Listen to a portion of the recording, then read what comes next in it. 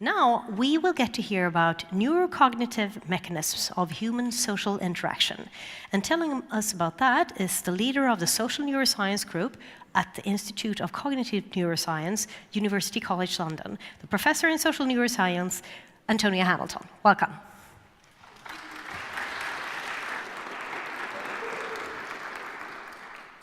Thank you. So I'm going to talk about some research that's been going on in my group over the last few years that's trying to look at interactive social behavior, and in particular we focus on imitation as an example of a non-verbal social behavior, but one that you can define. We know a bit about the neural mechanisms, we know a bit about what it looks like, we can recognize imitation when we see it. And following on from some of the things that were talked about yesterday, I've tried to put some theory in here as well as just data. A lot of the theories are not beautifully mathematically specified, but I hope they give us a bit of an idea of the kind of questions that we can be thinking about when we're trying to make sense of how social behavior might work. So my starting point for imitation is this kind of example, an example of a conversation between two people. Maybe it's a slightly flirtatious kind of conversation and one person is spontaneously copying the actions of the other person. They might not be aware that this copying is taking place, but there's a lot of theories out there that claim that this is an important socially relevant behavior, and I thought it'd be nice to know what is actually going on here in terms of the brain mechanisms involved in these people, in terms of the cognitive mechanisms when one person is spontaneously copying the actions of another.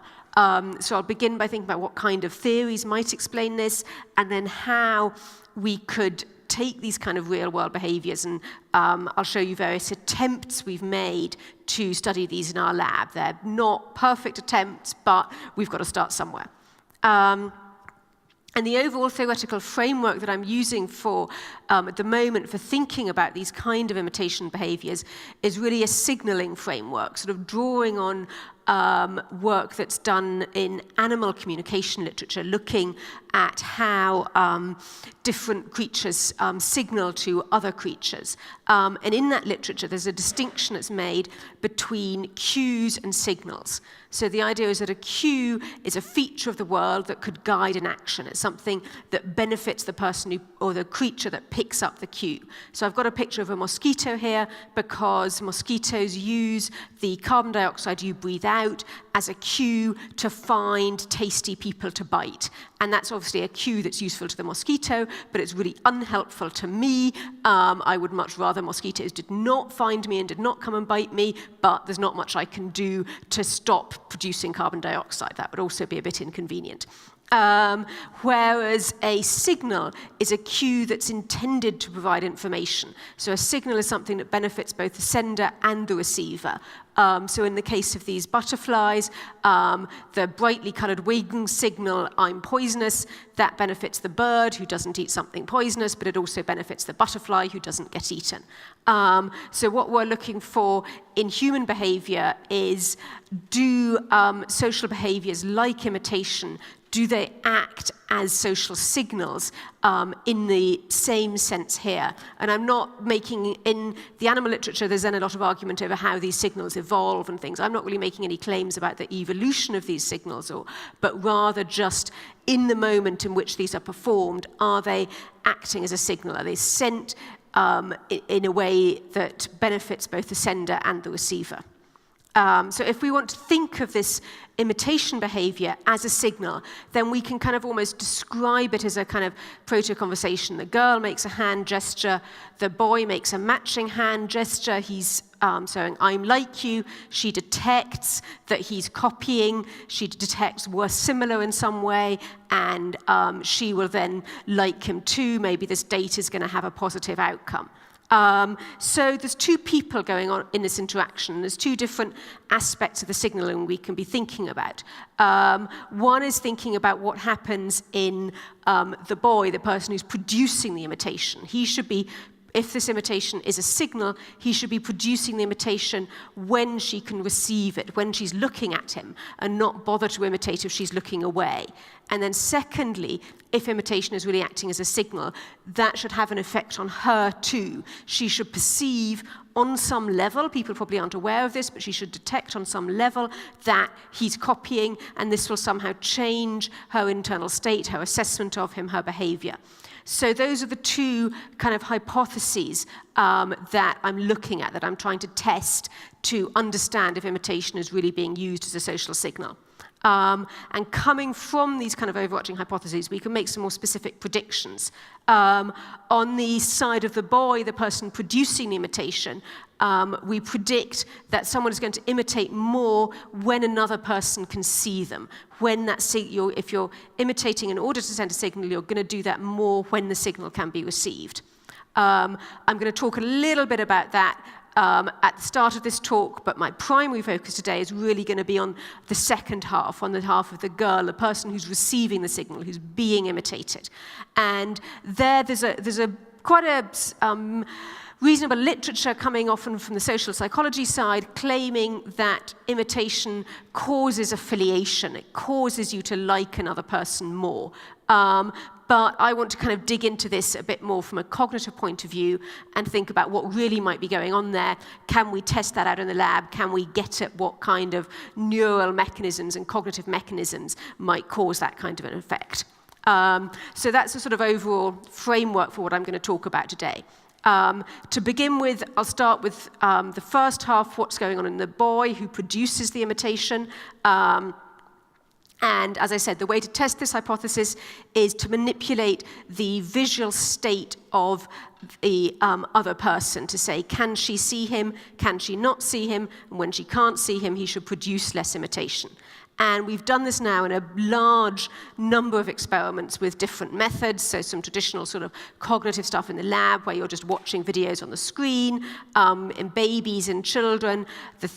Our newer study, which I'm not telling you about today, but it's really fun, so do look it up. We do it in augmented reality with live people standing next to each other, so we really can get this not just from video, but from real people. But just to give you a sort of picture of what the theory looks like, I'll tell you about a couple of these studies. The starting point was a very simple video study. This is a pretty traditional cognitive method. So you watch videos, and there's a motion tracker on your hand, and whenever you see a hand movement on the screen, your job is to open your hand as fast as possible. And the hand movements you see on the screen could be a hand opening movement, or they could be a hand closing movement, and the girl in the video could make direct eye contact with you, or she could look past you. And what we find is that if she looks directly at you, your responses are faster, and if you have the opportunity to imitate, so your response is congruent to the response you see on the screen, then you've got faster reaction times. But there's an interaction when you get these two things together, then you're the fastest of all. So direct gaze is really enhancing your mimicry of another person's action. And when we do that in an MRI scanner, we can identify the brain systems involved, and we find that they're very much the kind of systems we'd expect. Medial prefrontal cortex has been strongly linked to things like detecting eye contact from another person, and then inferior frontal gyrus and superior temporal gyrus are described as part of the mirror neuron system that's to do with producing imitation. And we can look at the connectivity of these and sort of put these results together. We published a few years ago a kind of cognitive model that we called STORM, which stands for Social Top-Down Response Modulation. And the basic idea here is that you've got a visual motor stream that observes actions in the world, decides what are the potential actions that I could do in response to this other person. I could copy them, I could do a bunch of other things, and you've then got to select which of these actions is the right thing to do right now, and brain regions like medial prefrontal cortex will use the rest of the social context to help you make that selection process of should I imitate now. And we also predicted in this paper that maybe if participants with autism were doing these kind of tasks, they would show differences in that selection process, in using social cues to decide which actions they should and shouldn't copy. So looking in a bit more detail at the predictions we'd make for participants with autism, one prediction you could make is that participants with autism just don't respond well to eye contact. They don't like eye contact. They're not going to show any kind of gaze cueing effect. People like Atsushi Senju have written papers on that kind of thing. Another prediction you could make is that there's something wrong with imitation in autism. Maybe the mirror neurons are dysfunctional, so they're just not going to show typical behavior in the mimicry task. But as I said, the specific prediction we made was that it was this modulation of mimicry that would be abnormal. There wouldn't be the interaction would not be present. And this is one of these rare cases where we published the theory paper, and then we went and did the experiment, and it came out exactly as we predicted. So again, in our typical sample, we replicate the result we have before, that people are faster to respond to the congruent movements when there's direct gaze. And in the participants with autism, we've got a main effect of congruency. They're showing normal imitation behavior. We've got a main effect of eye contact. They are responding to the eye contact, but they're not showing this critical interaction between the gaze and the mimicry. They're not using the eye contact to sort of make that decision about should I copy or should I not copy. So I've rushed through that very, very quickly, but I think we've now got a big chunk of evidence to suggest that we do imitate actions more when we're in a context where another person can see our actions. And what I really want to focus on today is the bit that I think has been much, much more challenging to get at, what's happening to the girl in this interaction, what's happening on the other half of this picture, because there's this pervasive claim that when someone copies you, you're going to like that person more. That's out there. It's in the pop psychology books. It's in books telling you how to get a date and how to pass a job interview and this kind of stuff. It's sort of out there in the air. And yet, when you drill down into it and think, what's the cognitive mechanism of this? What's really going on? It starts to get really, really fuzzy. So I want to talk you through in a little more detail what kind of things we know about this. So I'm calling this the social glue hypothesis, the claim that being imitated leads to liking. And it's pretty much a sequence like this. You know, the girl moves her hand, the boy moves his hand too, boom, liking appears. They're in love. And, I want to get into that in a bit more detail. So again, looking at the sort of headlines of a lot of papers, it looks like this works. People have done it many times. Joe Hale and I did a review paper where we dug into this in a bit more detail. And I think, the data is a bit more ambiguous than that. There's certainly quite a lot of papers. There's a few papers published showing this effect, that are nicely controlled, have reasonable sample sizes, but there's also a lot of papers published that show this effect with teeny tiny sample sizes and really, really not very robust controls for anything, where we should possibly be a little bit skeptical about how strong those results are. So I think in this domain we both need better theories. We could manage a much better picture than that of what's going on here, but also better experimental methods to test out this claim that imitation acts as a social glue. And so those are some of the things that we've been trying to get at over the last couple of years. So in terms of theories, I think there's two kind of major rivals that we can contrast. One is the sort of idea that mimicry is this special, social mechanism, and so there's some special detector system where you detect when someone else is copying you. That maybe gives you a sense of self-other overlap. It gives you a sense of being like me, of being close to the other person, and that causes you to affiliate specifically with that person. And there isn't any one paper that sets this out as a sort of, this is my theory of mimicry in the literature. But, from putting together the ideas that are out there, you'd kind of, it would suggest that you've got something that's particularly about detecting social mimicry. And if we thought of how this changes across different levels of mimicry, well, if the boy on this date doesn't imitate at all, she's kind of going to think a bit meh. If he imitates, in a natural social way, you're going to get this affiliation effect. But there's also a claim that if you become aware that somebody else is copying you, it gets really, really creepy, and people don't like that. And certainly, I see this with my kids. If the little sister wants to irritate her big sister, most easy way to do that is to copy everything the other person does and says, and it's guaranteed to drive somebody mad and get them really frustrated very, very quickly. So we know that mimicry is not always positive. It can veer into creepy or annoying or something wrong. So we've got, a very non-linear relationship going on here between how much mimicry there is and what's actually happening. So a couple of predictions you could draw out from this. First is that there should be some kind of a sweet spot for mimicry. What is this point at which you've got the right amount of mimicry? And if we can find that and then tune our experiments to it in the lab, we could then, understand something about the neural mechanisms or the cognitive mechanisms that let you detect, behaviors that fall into that sweet spot. And there's going to be things going on either side of that. So and then that's one set of predictions. The second set is that there's some link to self-other overlap, to processing of self-other in terms of detecting mimicry and understanding how maybe if somebody copies you, they're closer to you in some way. So that's one option. The second option that could be used to almost explain away the social glue effect is to put it in a very general predictive brain framework. So, everyone, we know that the brain is very good at prediction. We've got Bayesian brain models, and you just say anything that's predictable is good. Anything that's predictable has a low error signal in your Bayesian brain model. That means that you've got a high reward because it's easy to predict. Mimicry is something that's fairly predictable. If another person mimics you, it's going to be easier to predict their behavior than if they don't mimic you.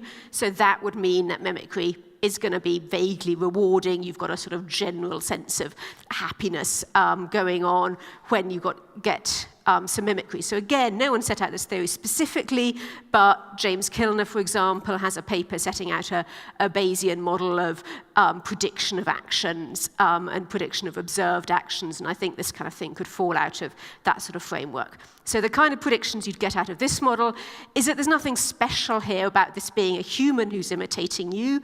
If something else behaves in a predictable fashion, then that should also work. And this model doesn't also seem to me to say anything specific about this creepiness, that basically more predictable should be better. So if you've got something that copies with a shorter delay, something where it's easier to anticipate, then that should probably be more positive.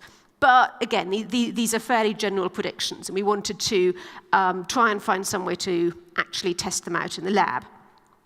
So to test this out in the lab turns out to be pretty tricky. Your traditional cognitive experiment where you've got one person sitting in front of a computer pressing buttons, that's just not going to work because we've got to have something interactive here. We've got to have a situation where one person does an action, ideally a spontaneous action, the other person then copies that action or does not copy it, and then we see how that interpersonal evaluation changes. So I'm going to tell you a couple of different ways that we've attempted to create this in the lab. They're not all successful, but I think it's important to talk about the failures as well as the successes, and to give you an idea of where we're going next in terms of trying to do this. So our first study was using virtual reality. I think virtual reality is a really useful tool here because it's one of the few ways you can get really good experimental control. A lot of previous studies have used confederates who are instructed to imitate or not imitate, and you don't really know exactly what your confederate is doing and how consistent they're being. But when I've got my participant sitting here, she's got motion tracking markers on her body. The motion track signals I get from her are fed directly into an interactive character and can be used to make that character imitate or not imitate. Then that means that I've really got good experimental control. I know that every participant is experiencing the same kind of thing. So what my student Joe Hale set up in this study was a conversation task. We want people to feel as if this is a naturalistic interaction.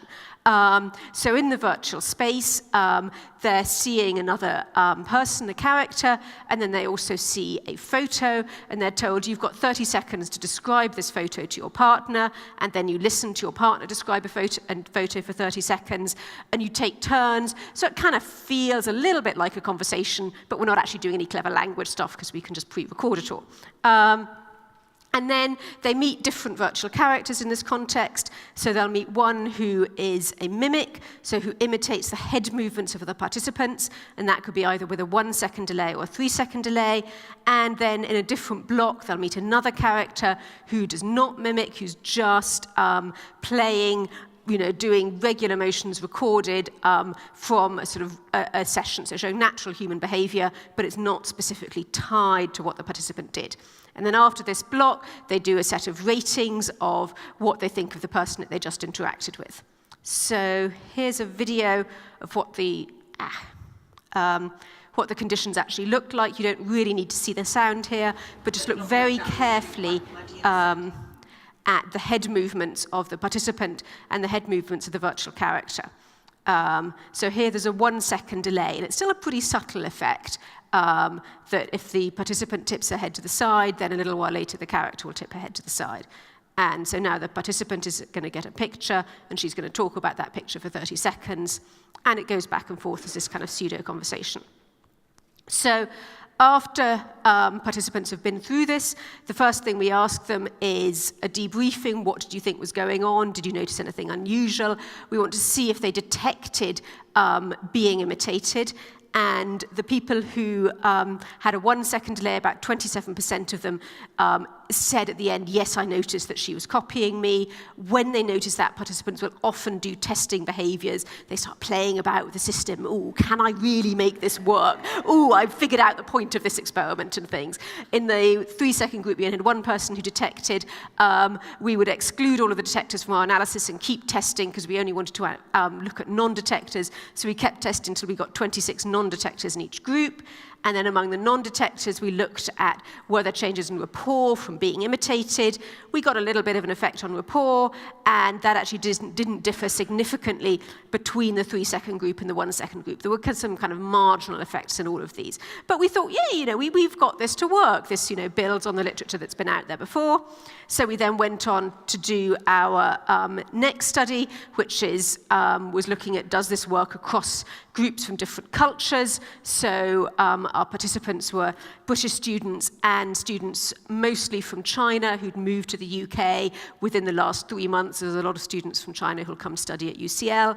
And they were introduced to 4 different characters. So 2 who look British, speak with British accents, 2 who look Chinese and speak with a Chinese accent, and again, 2 of them would mimic with a 3 second delay, and 2 of them did not mimic at all. We pre-registered everything. We did it really, really carefully because we really wanted to find what results were, and the answers was a complete null across everything. There was no impact of being imitated at all across either the in-groups or the out-groups.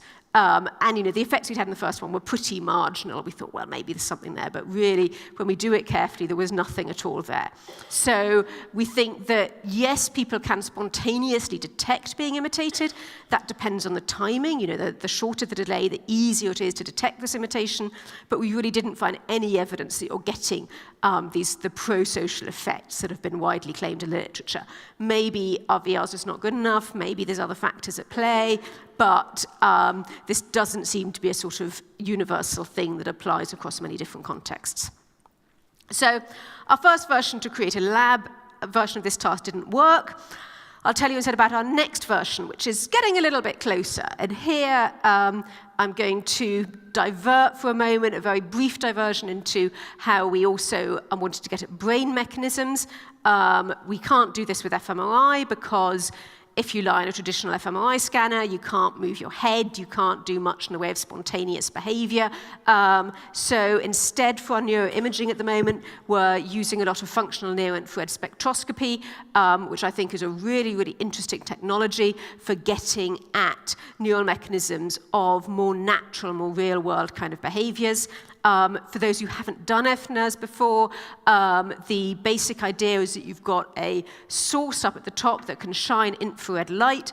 Infrared light can get through an optical window in the skull, then the skin are transparent to infrared light, so the light can get down to the cortical surface, and then some of the light will be diffracted and diffused and come back to a detector. Your detectors are typically 3 centimeters away, so the signal you get at the detector will tell you the amount of absorption of the light in that bit of tissue between the source and the detector.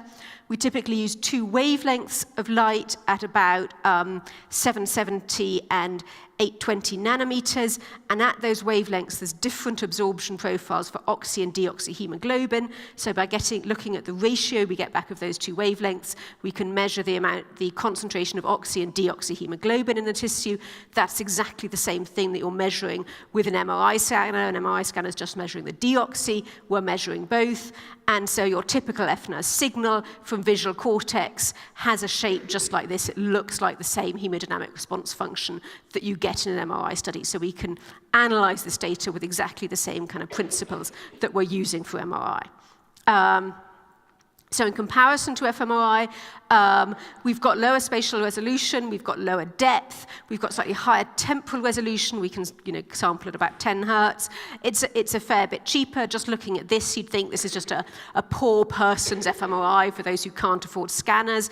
But the real reason that we go to fNERS is the stuff in the bottom half of this table. The motion tolerance is far better than any other technology, far better than mobile EEG, infinitely better than MRI. We can have people walking around. They've been walking around outside in Queen Square. They've been performing theatre on stage. They've been, doing all sorts of everyday things. Again, safety is far more straightforward. Participant friendliness is far more straightforward because you can put this on in a normal environment and have a normal conversation. And the portability is, those systems that come in a backpack and you can, as I say, put it on and move about outside. So those are really the reasons why I think this is a very useful technology for social neuroscience. So the specific task we did in this study, again, we're trying to get at this case where you're being imitated by another person. And this one's slightly more controlled, but we again have a picture description task, and we combine that with a more structured movement task. So we tell participants, you're going to do this task. There's another person in the next room doing the same kind of thing. So you see a picture, you'll talk about it for 30 seconds, or you'll listen to your partner for 30 seconds.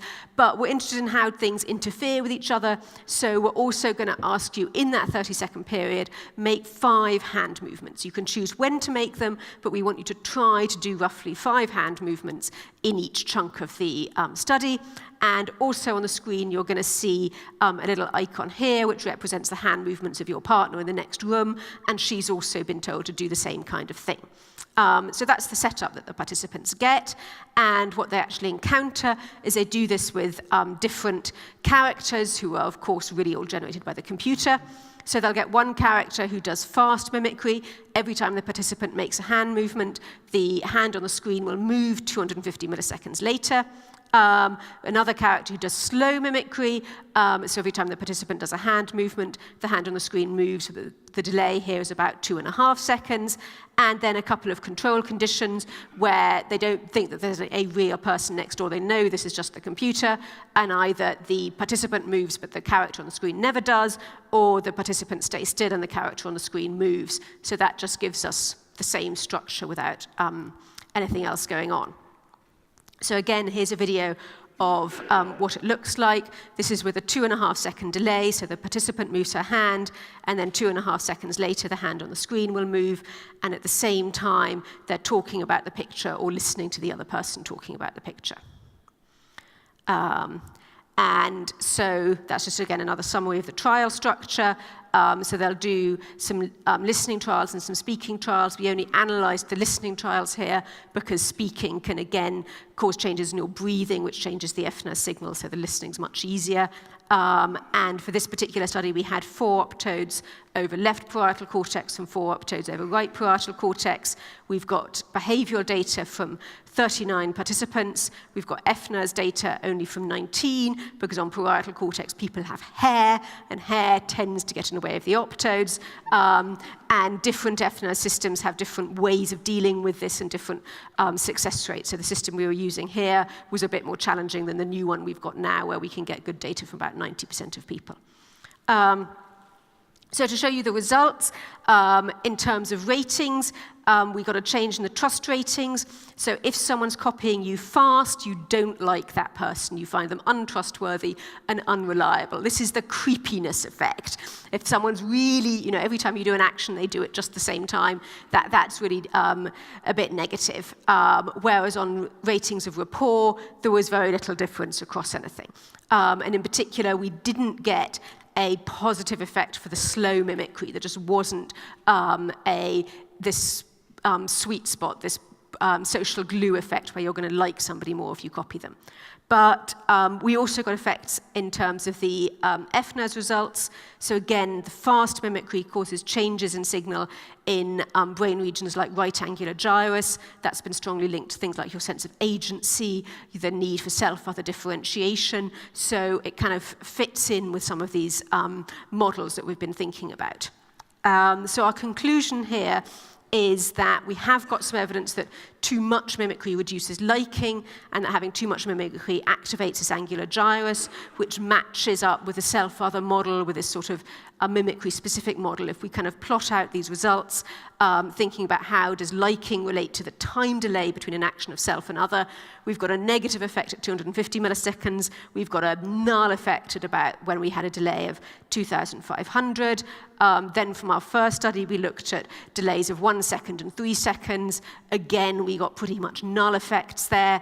So if we're trying to sort of hone in on the sweet spot of mimicry, it's going to take us quite a lot of time to do that. We've got a lot of possibilities still to test in here along this timeline. So the third, if we want to understand and have a hypothesis about, how do we find what cognitive mechanism leads to this social glue effect, the first thing we need to do is find the sweet spot in the lab and be able to reliably reproduce the effect so that then we can pull apart the parameters. And we've spent a couple of years on this, and we're still looking for what is the sweet spot. So the third study I'm going to tell you about takes a very different approach and says, okay, we could do 100 versions with different time delays in the lab and different parameters, but why don't we just go back to the real world? Why don't we say, okay, let's put people in a real conversation, record what their spontaneous behavior is, see if we can identify mimicry patterns there and find what are the natural time delays, because then we'll know this should be the sweet spot of normal behavior. And we can then build our virtual reality experiments and our lab experiments around the characteristics of that natural behavior. So the last study I want to tell you about is looking at what people are doing in terms of spontaneous mimicry behavior. And here again, we can pull apart different possible cognitive models. So we're going to have two people come into the lab. They have motion trackers on their heads. They're having a sort of a fairly structured conversation, but it's a lot more natural than any of the stuff that I traditionally do in cognitive studies. And we're looking at, is there mimicry? What does that mimicry look like? And so there are different things that we could find in the head movements. One possibility is that people really move their heads in synchrony with each other. There's many reports of synchronous social behavior. And if people are really moving in sync with each other, that implies cognitively that there's got to be a prediction mechanism in the brain, because there's always motor delays. If you really want to move at the same time, you've got to have predictable movements. Another possibility is that there's delays with a short time lag between one person and another. So one person moves, maybe the other moves 500, 600 milliseconds later. That's the kind of, roughly the range you get in reaction time tasks. If you've just got a basic sensory to motor mechanism without any fancy stuff in there, you could get mimicry responses with a fairly short delay. On the other hand, looking through the social psychology literature, some of the things that have been reported, again, from naturalistic mimicry studies or from video coding studies where they code up mimicry, sometimes they'll be coding things with remarkably long delays, with delays of 2, 3, up to 10 seconds. One person, touches their hair, and then the other person touches their hair, and they'll count that as a mimicry behavior. But that, to me, when I think cognitively, implies that you've got to have some memory in there. If you see a movement and then you do the same movement 10 seconds later, that's not a simple reaction time. That's got to have a bit more going on in terms of cognitive processes. So if we find stuff with really long delays, then we'd want to be looking for things like memory.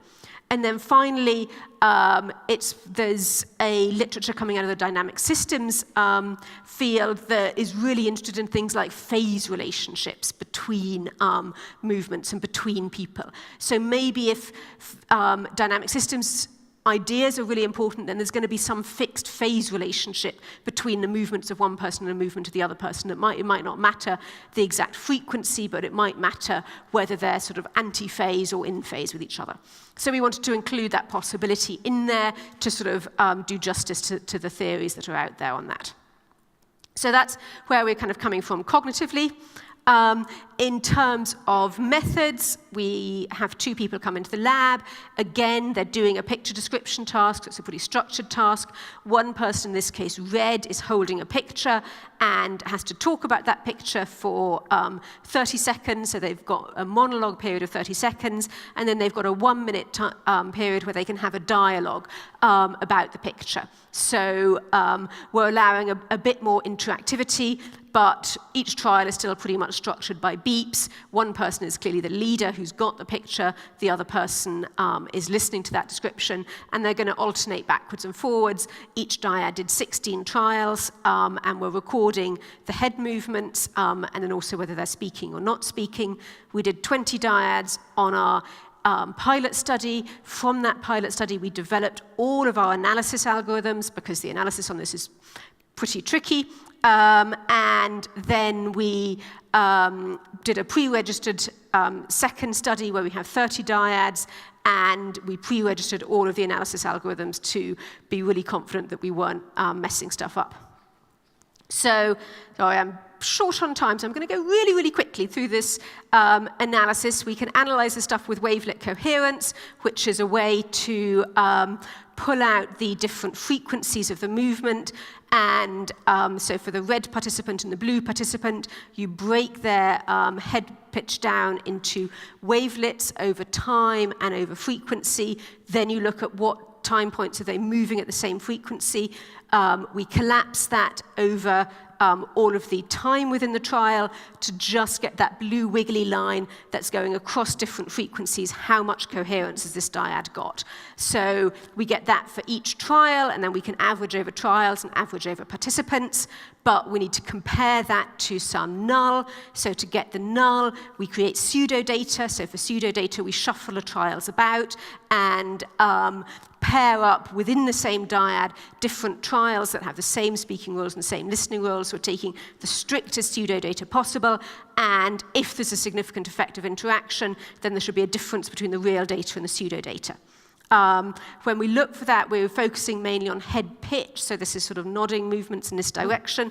We found 2 really interesting things. So first, in the low-frequency data, we find differences between the real interaction and the pseudo-interaction, whereby there's more coherence on the top plot, and then this plot is showing the same data in terms of the effect size. Everywhere where there's a red dot is significant at FDR corrected. So there's significant mimicry going on in this great big low-frequency time band. But then the other thing we found that we were rather surprised by initially was what was going on up here at higher frequencies, where we found hypo-coherence, less coherence in the real data compared to the pseudo-data. So the low frequencies match up with previous reports of mimicry, then the high frequencies are these kind of hypo-coherence. And we did a few more exploratory analyses to sort of get in more detail of what's going on here. First, in terms of the low frequencies, we can break down that coherence in terms of the phase relationship between the 2 people and plot that in terms of are there some phases that are more common than others? So for particular frequencies, how many data points fall into each phase bin? And then we can again average those over trials and average those over participants for both the real data and the pseudo data, which gives you that great big plot on the right. So the black line up the middle is 0 phase. That's what will be happening if people were perfectly in sync with each other. We can see they're not always in sync with each other. The blue blobs at the top is this hypo-coherence, which we're kind of ignoring for the moment. I'm going to be focusing on those yellow patterns down at the bottom. And so the question there is, yes, there's some kind of a phase relationship here, but is it that participants always have the same phase, Or does that phase change with frequency, which would imply there's a constant time lag between one or another? So we sort of had a big argument, is this yellow pattern here just representing a straight line that goes up and down the plot, or is it a curve that curves off, that as you get to higher frequency movements, the phase shifts, which is the pattern you'd expect with a constant time lag between the two? And so obviously you can build a little model to model those two scenarios and see which one fits the data better, a constant phase or constant lag. And when you build those two and then optimize them, they've each got 2 free parameters, we find that the constant lag model wins out. And in fact, the best parameters of that constant lag had a time delay of 600 milliseconds. So one person makes a head movement, 600 milliseconds later, the other person makes a head movement. That lines up with the idea of having a basic reactive mechanism between one person's movements and another person's. So we did all of this fancy modeling, and then we're talking about it again, said, well, what about if you just do a pretty ordinary cross-correlation between the data, so you can put exactly the same data into a simple cross-correlation, and you come up with exactly the same number coming out of it. So we didn't really need all the fancy modeling, but it's very nice to see that 2 different approaches to the same data set give you the same number out, this magic number of 600 milliseconds. And so maybe that is what our sweet spot should be, that we should be finding effects round about that kind of time delay. So that's the high frequency data. For the low frequency, for the high frequency hypo-coherence pattern, that means people are, it's not just that they're moving out of phase overall, it's not just one person is still and the other person's moving, but it seems to be a frequency that's related to head movements and conversation. We thought, well, maybe is the speaker just moving their head more because they're also talking, something like that. So Jamie Ward on this project built a little algorithm that acts as a fast nod detector. It can detect within each time sequence when are people engaging in this fast nodding behavior. So the red line at the top is one person's head pitch, and then the red dots show when that person showed fast nodding, and the black dots show when that person was speaking, and then the same for their partner at the bottom. The blue dots are showing when that person was engaged in fast nodding, and the black dots show when that person was speaking. And I think we can see, even just from this little sample, that the fast nodding data pattern is mostly happening when somebody is not speaking. And again, that came out consistently across the whole data set. You can do the crude classification where you just say one person's the leader for a whole trial, the other person's a follower, and followers show more fast nodding than leaders. You can also do this more subtle classification where you look in each time bin of the trial, is this person speaking or listening? Is this person nodding or not nodding? And again, people who are listening show much more fast nodding behavior than speaking. So that suggests that really this behavior is something much more like a back channel that the listeners are doing through the conversation. And now that I've seen it in this data set, I can see fast nodding happening. If you just sit in a cafe and watch people, you'll see listeners doing these very, very little high-frequency nods.